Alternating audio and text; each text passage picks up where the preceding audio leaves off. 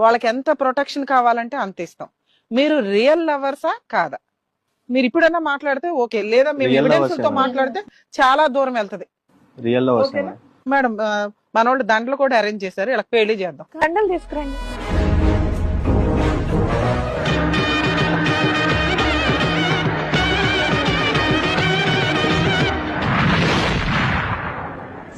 దండలు ఒకటి సరిపోతాయండి, ఇంకేమైనా కావాలా? తాలిబొట్టు తేవాలా?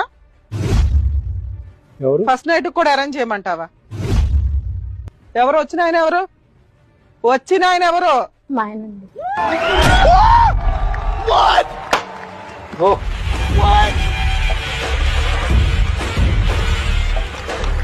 అది ట్విస్ట్.